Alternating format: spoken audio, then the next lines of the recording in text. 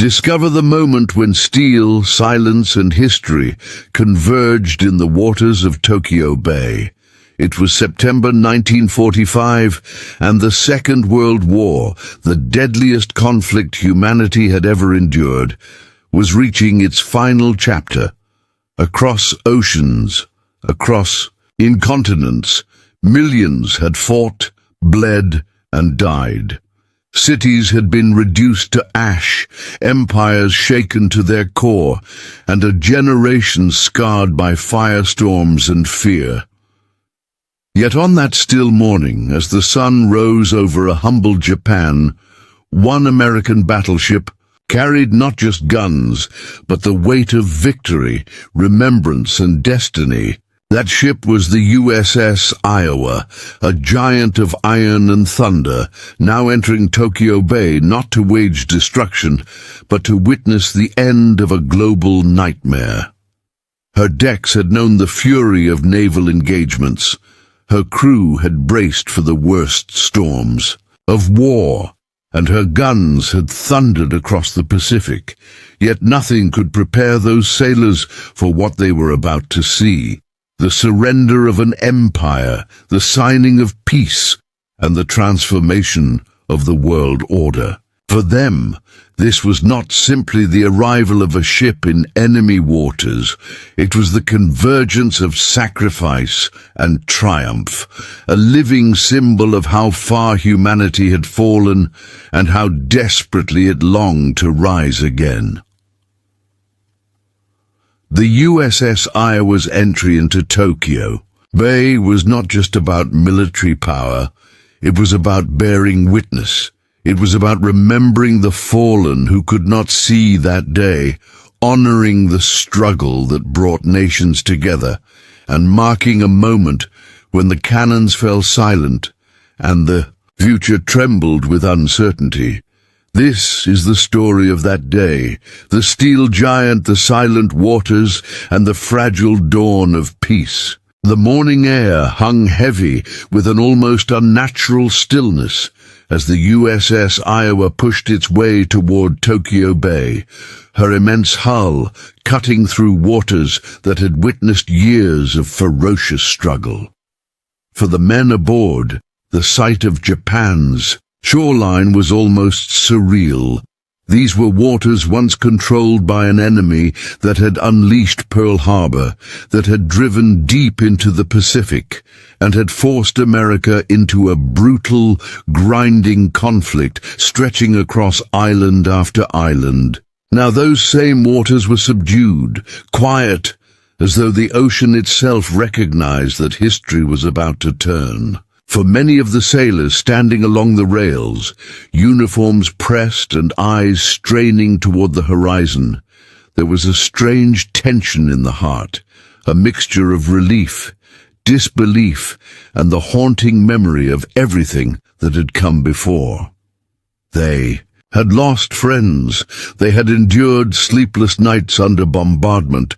They had seen flames consume ships and cities alike, and yet here they were, alive, witnesses to an ending that had once seemed impossible. The battleship's steel plates groaned as the engines drove her forward, not toward combat but toward ceremony. The sun was rising, casting long shafts of gold across the rippling surface, and in that light the USS Iowa carried not just her crew, but the echoes of every soldier, sailor, and airman who had fallen before this day could come. Some of the men remembered the long campaigns, Guadalcanal, Tarawa, Saipan, Leyte Gulf, names carved in blood and sacrifice. The Iowa herself had been a symbol of America's industrial might. Her massive 16-inch guns, capable of hurling explosive shells that could tear apart the very foundations of an enemy stronghold.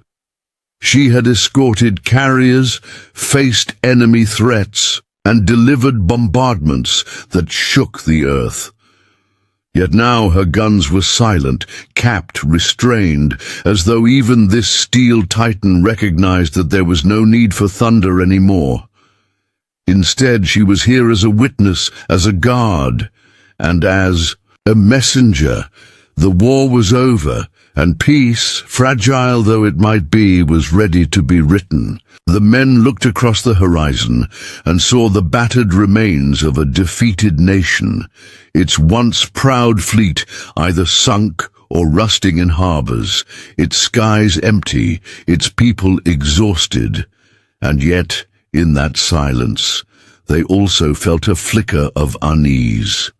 What would peace mean? Could a world so fractured, so devastated, truly rebuild itself without falling again into chaos?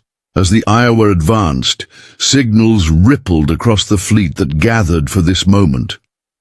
Around her, ships of the Allies converged, American carriers, British battleships, Australian cruisers, Dutch destroyers, all forming a grand assembly in Tokyo Bay. This was more than a naval formation. It was a stage upon which history would play its final act of the war. The bay itself seemed to bow beneath the weight of what was unfolding. The Japanese, once defiant, had accepted surrender.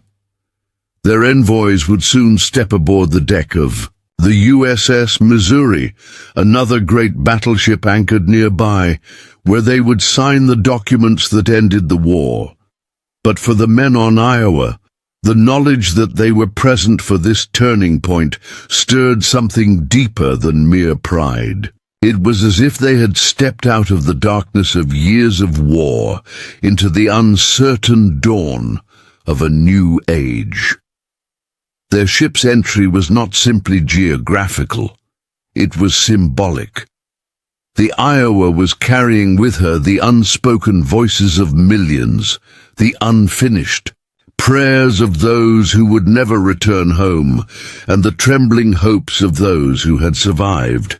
No one spoke loudly on that deck. Conversations were hushed, almost reverent, as if the sailors were attending not a victory parade, but a sacred ceremony. They could see Mount Fuji faintly in the distance, its peak shrouded in mist, standing as an eternal witness to the comings and goings of empires. The ancient mountain had watched centuries of samurai and shoguns, emperors and wars, and now it would watch the end of Japan's most devastating gamble.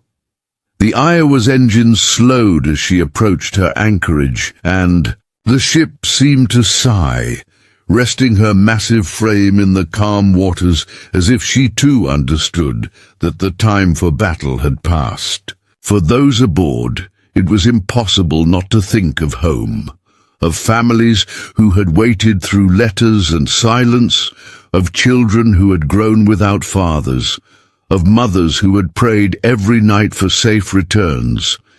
Every sailor in that moment was not only part of history, but also deeply, painfully aware of the human cost that had made this day possible. The USS Iowa rested in position, her great hull steady on the glassy surface of Tokyo Bay, and for those aboard, time seemed to slow. It was not a moment of cheering or triumphal roar. Instead, there was a solemn hush, as though the very air demanded reverence. The war had been too vast, too consuming for joy to erupt easily. Nearly every man aboard could call to mind a friend who would never stand beside him again, a name spoken once in laughter, now etched in stone or lost to the sea. In their silence, the sailors understood what victory had cost. The Iowa, majestic and seemingly invulnerable, carried on her decks men who bore invisible scars, memories of kamikaze attacks, nights in blackout conditions, endless drills where the difference between survival and annihilation came down to seconds. Their eyes scanned the bay, where dozens of Allied vessels were now anchored, forming a floating colonnade of steel. Each ship, each nation represented, had its own catalogue of grief and sacrifice. Together, they formed not only a fleet, but a living monument, a testament to endurance and unity forged under fire. As the morning wore on, the sailors could see the outlines of Japanese vessels too, ghosts of a once proud fleet now rendered powerless. Their decks were stripped, their guns silent, their flags lowered. For American eyes, it was a sobering sight. The Japanese Navy, which had once swept across the Pacific with audacious speed, lay broken. Yet even in defeat, there was something haunting about those ships.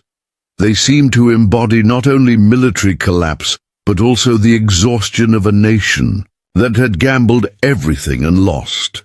The Iowa's men knew that beyond the shoreline lay cities reduced to rubble, civilians hungry and desperate, survivors picking through ashes. It was strange, they thought, to stand victorious while staring at a people so utterly broken. Was this the balance of justice, or merely the shifting of fate's scales? The sailors were not philosophers, but they were human, and humanity has a way of questioning even in moments of absolute triumph. Some recalled the long chain of events that had brought them here. They remembered Pearl Harbor. The shock, the smoke, the images burned into America's memory. They remembered Midway, when carriers and aircraft decided the fate of oceans. They remembered Iwo Jima and Okinawa, islands that had cost rivers of blood to secure, islands that taught them how far the Japanese were willing to go in defense of their homeland. For many aboard, the entry into Tokyo Bay felt like an impossible dream, because there had been times when victory seemed too far, when the Pacific stretched endlessly and the enemy appeared tireless. Now, their ship floated within sight of Japan's heart. The sense of closure was overwhelming yet incomplete. Nothing could erase the years of horror, the letters that would never be delivered, the chairs that would remain forever empty at dinner tables across the world. And yet, here they were, not to destroy, but to witness an ending that promised to reshape history itself. From the bridge of the Iowa, officers looked across the bay toward the USS Missouri, the chosen stage for the surrender. The Missouri's decks would soon host Japanese envoys in formal suits, their steps hesitant, their expressions carved from defeat. They would lay pen to paper, surrendering an empire that had once envisioned domination across Asia. For the men of Iowa, their ship's role in this day was less direct, but equally significant. They were guardians, part of the immense naval presence that ensured the ceremony would proceed without interruption. Their very presence was a signal. The Allies had triumphed, and the age of Japanese expansion was over. But even as they stood watch, there was no sense of arrogance, only the weight of responsibility. Each man knew the war was bigger than himself, and each man recognized that today was not only about ending conflict, but about beginning the uncertain labor of peace. Down below decks, life continued with its routines. Engineers tended to the engines, cooks prepared meals, and signalmen maintained communications. The Iowa was still a living organism, her systems humming, her crew moving with disciplined rhythm. But even these routines carried a different air. Now, breakfast tasted different when eaten in the knowledge that tomorrow might not bring another battle. Messages carried a new tone, one not of urgency, but of finality. The ship's routines, once survival-driven, now felt almost ceremonial, as though every action contributed to the preservation of this moment in memory. Men who had lived months on end with the dread of attack now dared to exhale. though cautiously, for even with surrender imminent, the residue of war lingered in every heartbeat.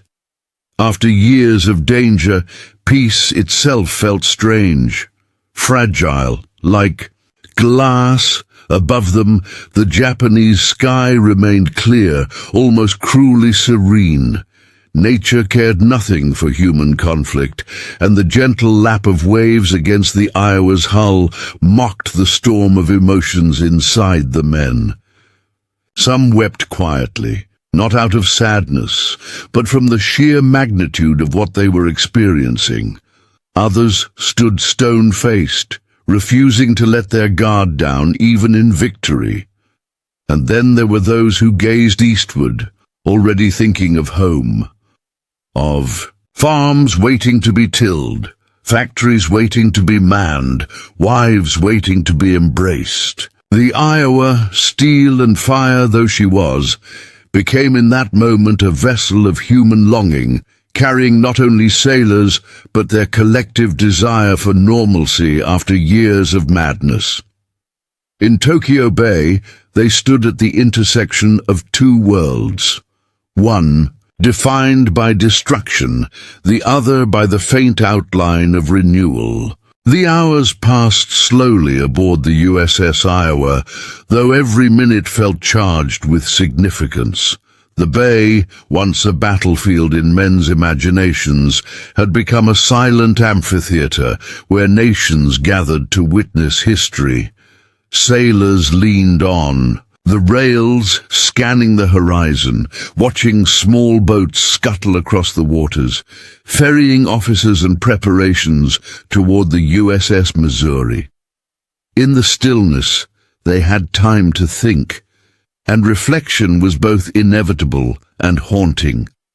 Some men thought of the enemy, not as faceless shadows, but as human beings who had endured their own agony.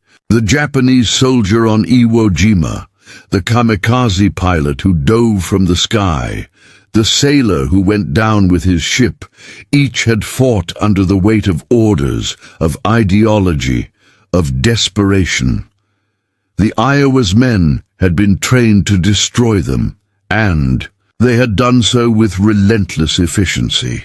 Yet on this morning, as Japan's surrender neared, there was an awareness that war strips humanity bare, leaving only grief in its wake. In victory, they found not celebration but empathy, a recognition of shared suffering that transcended enemy lines. This reflection was sharpened by memories of the Pacific Islands, where the cost of progress was measured in blood. The Iowa had bombarded shorelines to soften defenses before amphibious assaults.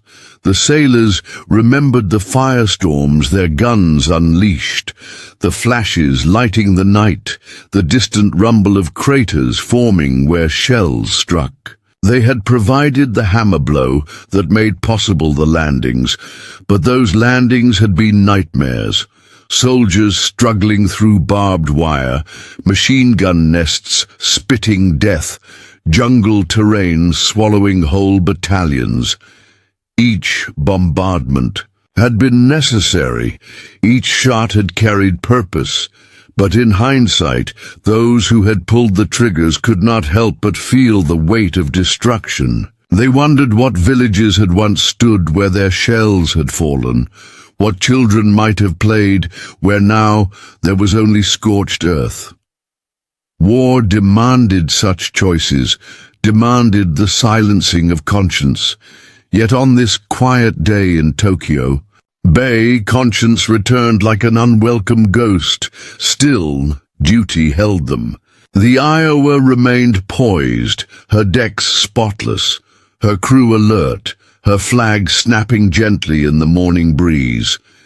The officers understood that appearances mattered. This was not only a naval gathering but a performance of power. The Japanese envoys, who would soon arrive, had to see not just a victorious fleet, but a disciplined, unified one. Every sailor's stance, every polished surface of the ship, Every signal flag raised to the wind carried meaning. It was theater, but theater backed by truth. The Allies had assembled an armada so overwhelming that resistance was futile. The Iowa, though not the stage for the surrender itself, stood as one of the pillars of this performance, her mere presence reinforcing the message. To the men aboard, that message was clear. The war was ending not with ambiguity, but with absolute certainty. For many, this certainty stirred thoughts of home more than ever. They pictured train stations where loved ones would gather, waiting to catch the first glimpse of returning soldiers. They imagined the taste of familiar food after years of rations, the laughter of children who had grown while they were away. The Iowa, imposing and mechanical though she was, became a bridge in their minds, a bridge from war to peace, from hardship to renewal. Yet peace was not without its shadows. Even as they dreamed of returning home, they wondered what awaited them. Would their families recognize them changed as they were by war? Could they find normalcy after so many years of chaos? The questions lingered, unanswered, as the Iowa's crew stood between two worlds, the certainty of the past they had survived and the uncertainty of the future now approaching. A chaplain aboard offered prayers, his voice soft yet steady, carrying across the deck. Men bowed their heads, some reluctantly, others with fervent faith. In his words they found not triumphalism, but humility. He spoke of the fallen, of the cost of peace, of the need to honor those who had paid the ultimate price. His prayer echoed what many felt, that this victory was not theirs alone, but belonged also to those whose bodies lay in unmarked graves beneath the waves, in the jungles, on the beaches. The silence that followed his words was heavier than any cannon's roar. In that silence the Iowa's crew understood that today was not an ending, but a passage, an entry into a new and uncharted era. The ship's guns loomed above them, silent guardians of the moment. For years, they had been the voice of thunder across the Pacific. Now their silence was deafening, and it seemed to embody the very purpose of the day. Peace meant silence. Peace meant the restraint of power. Peace meant that these monstrous weapons, crafted to shatter cities, could finally rest. The sailors, who had spent months in constant preparation to load, fire, reload and fire again, stood beneath the idle barrels with a strange sense of unease. They wondered if the world would ever allow them to remain silent, or if one day, in some future conflict, they would roar once more. But for now, the silence was a gift, and the Iowa carried it with dignity. The moment everyone had anticipated drew closer. From the deck of the USS Iowa, sailors could see the Japanese delegation boarding a small launch, its engine churning softly against the water as it carried them toward the Missouri. The sight was almost surreal. These were the men who represented a nation that had once declared it would never surrender, a nation whose soldiers had fought to the last breath on distant islands. Now they came not with weapons, but with documents and solemn faces, their mission not to conquer, but to concede. For many aboard the Iowa, this vision seared itself into memory, because it stood as the most visible proof that the war was truly over. The Japanese envoys wore formal black suits, their demeanor grave, and in their bearing was both dignity and defeat. They were the final actors in a tragedy that had consumed millions of lives, stepping into a stage where the curtain would finally fall. The Iowa's crew stood silently, their eyes fixed on the unfolding spectacle, each man aware that he was witnessing something that would be recounted for generations. As the envoys climbed aboard the Missouri, the Iowa seemed to lean toward her sister ship, as though the steel giant itself wished to bear witness. Binoculars passed from hand to hand as sailors tried to catch glimpses of the ceremony. The decks of the Missouri were immaculate, lined, with officers in crisp uniforms, their ribbons and medals reflecting the sunlight. Cameras were ready, documents prepared, and the air vibrated with expectation. At precisely the appointed hour, the Japanese envoys were led to the table where the instruments of surrender lay. A hush fell across the fleet, and even aboard the Iowa miles away, the silence was palpable. The words spoken on that deck were few, but their weight was immeasurable. With signatures placed on paper, an empire crumbled, and a new world order was set in motion. For the men of Iowa who could not hear every word, the symbolism was enough. They watched as American and Allied representatives signed in turn, asserting that the world's most destructive war had ended. The ceremony itself lasted only minutes, yet to those who observed, it felt like time had stretched into eternity. When it was done, the Japanese delegation bowed slightly, turned and departed. The simplicity of the act belied the immensity of its meaning. No shots fired, no explosions, no dramatic climax, only pens scratching across paper. And yet, those scratches echoed louder than any cannon blast. They marked the surrender of Japan, the cessation of global conflict, and the hope, however fragile, that peace could endure. The Iowa's crew, hardened by years of violence, found themselves moved by the quiet dignity of it. Victory had not come with fanfare, but with solemn resolution. In the hours that followed, the Allied fleet remained in formation, their presence reinforcing the authority of the surrender. From the Iowa's deck, sailors could see signals flash between ships, confirming what all already knew: it was over. Men shook hands, clapped shoulders, and exchanged glances filled with relief. Some wept openly, unashamed. Others stood still, processing the enormity of the moment. A few began to sing softly, hymns and patriotic songs rising tentatively before. Catching strength, the Iowa, designed for war, now vibrated with something else, something deeply human. It was the sound of release, of burdens lifted, of lives spared from further carnage. And yet mingled with the relief was an undercurrent of sorrow. Too many had been lost to celebrate without tears. The victory was total, but the grief eternal. As night approached, lanterns and floodlights dotted the bay, casting shimmering reflections across the water. The Iowa's silhouette glowed under the artificial light, her towering guns casting long shadows. The men aboard remained restless, unable to sleep easily.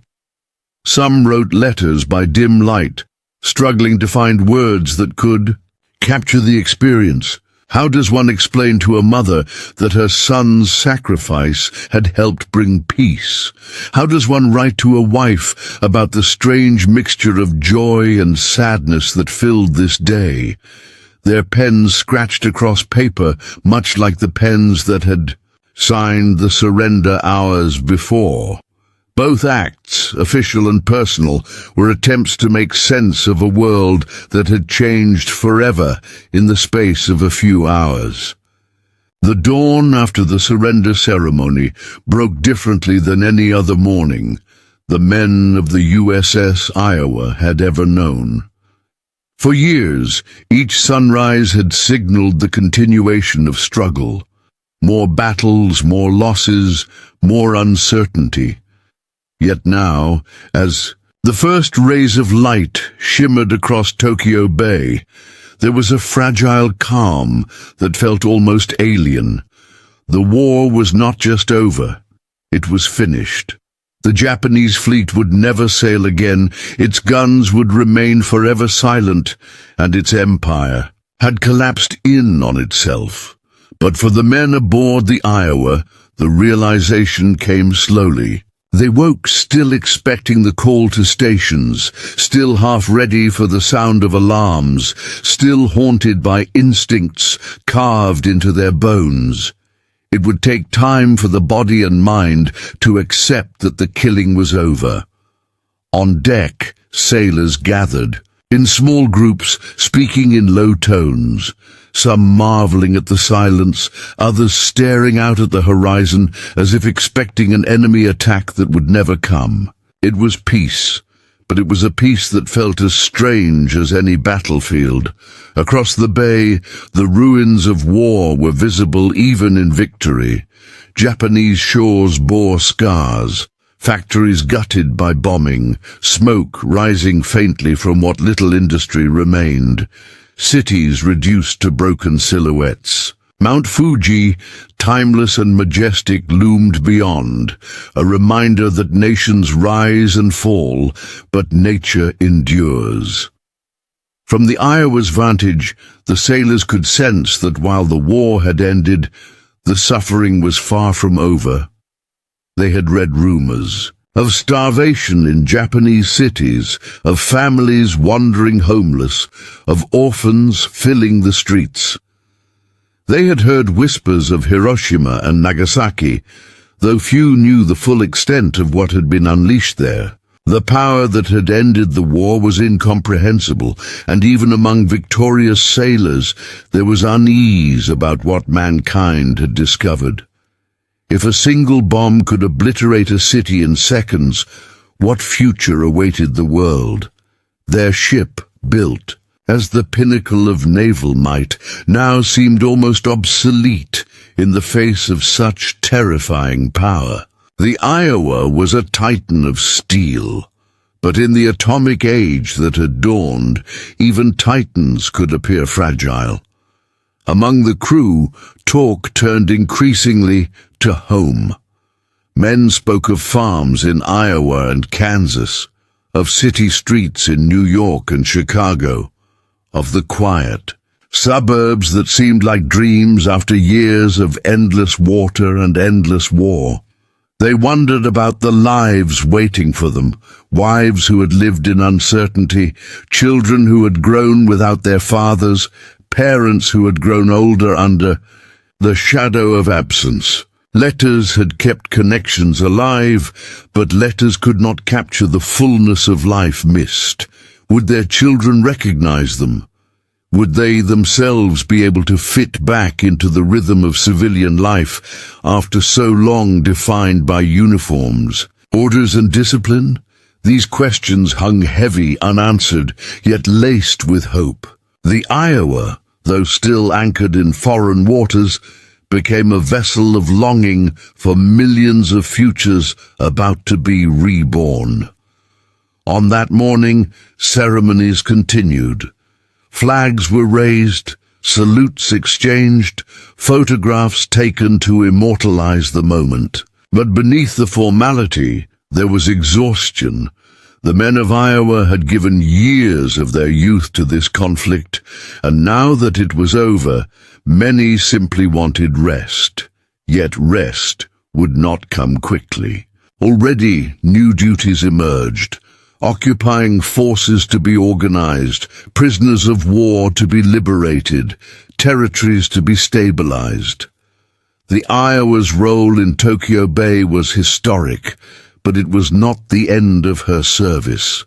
She, like the men aboard her, would continue to carry the weight of responsibility in the fragile days ahead. This realization tempered any sense of jubilation. Peace was a word that sounded final, but in practice it demanded vigilance. That night, as sailors stretched out in their bunks, sleep eluded many. Memories replayed, explosions, screams, faces of comrades lost.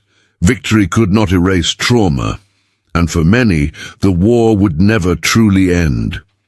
Yet amid the nightmares, there was also gratitude. Gratitude that they had survived, that they would see home again, that the nightmare had reached its conclusion. On the steel decks of the Iowa, hardened men allowed themselves to dream again, cautiously, as if testing the waters of a world they had nearly forgotten. For them, Tokyo Bay would forever be more than a place on a map. It was where history had shifted, where the burden of war had finally been set down, and where the uncertain path of peace had begun. The USS Iowa remained anchored in Tokyo Bay for days after the surrender, her steel bulk a silent guardian in waters that had once bristled with hostility. For her crew, these days were both monotonous and monumental. Routine duties resumed. Maintenance of machinery, cleaning of decks, watches set and relieved. But every task carried an unusual weight because each man knew he was living in a chapter that would be etched into history forever. When the Iowa's sailors looked across the bay, they no longer saw enemies. They saw a nation brought to its knees, its harbors quiet, its skies empty. The warships that had once prowled these waters were gone, and instead Allied vessels dominated the scene, their flags fluttering in the cool September air. The Iowa was not only a battleship but a monument, her very presence a declaration that the old world had ended. The Japanese civilians who peered from shorelines saw more than steel. They saw the reality of defeat and the beginning of occupation. For the sailors, curiosity about Japan mingled with caution. Rumors swirled about the devastation in Tokyo and Yokohama, about neighborhoods reduced to cinders by relentless bombing raids. Some men longed to see it with their own eyes, while others recoiled at the thought, preferring to hold on to the memory of home rather than confront the ruins of another people.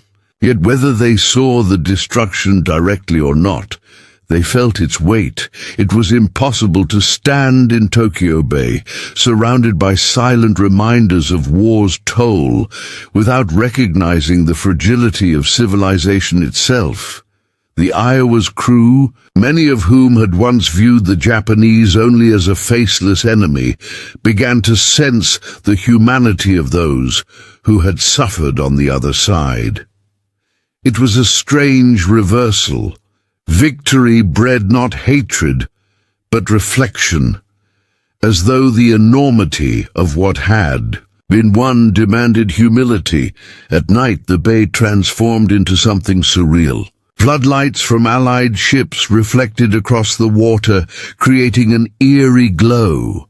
The Iowa's decks bustled with activity, patrols, signaling, preparations for the next phase of duty. But between the movements, sailors found moments to lean against the rails and gaze at the stars. For years, they had looked to those same stars in uncertainty, wondering if they would live to see another dawn. Now, for the first time, the stars seemed to shine on something other than death. They seemed to promise that life would go on, that the world could rebuild. Conversations under those starlit skies grew philosophical. Men who had once spoken only of orders and battles now debated the meaning of peace, the direction of the post-war world, the possibility of future conflicts. The Iowa was no longer just a ship of war. It had become a floating forum of human thought, where young men wrestled with questions larger than themselves. The officers, too, bore the weight of history. They understood that the surrender ceremony aboard the Missouri would be studied for centuries, but they also knew that peace was fragile.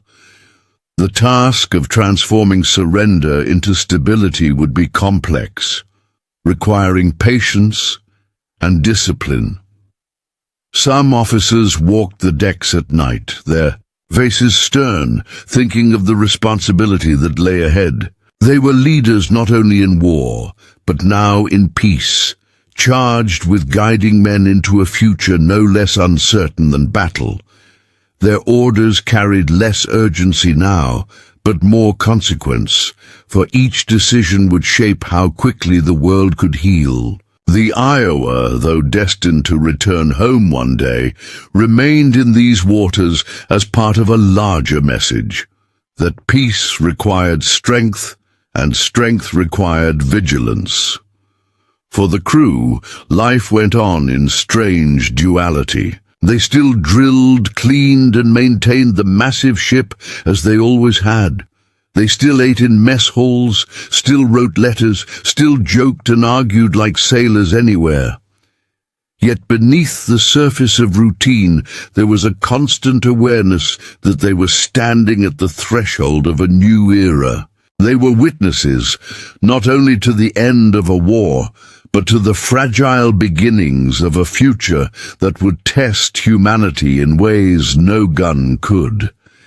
Each clang of steel, each echoing footstep across the deck seemed to reverberate with history. The Iowa was no longer simply a battleship of the United States Navy. She was part of the world's memory, anchored forever in the story of peace won after years of unimaginable destruction. As the days passed in Tokyo Bay, the USS Iowa and her crew became living symbols of both war's end and peace's fragile dawn.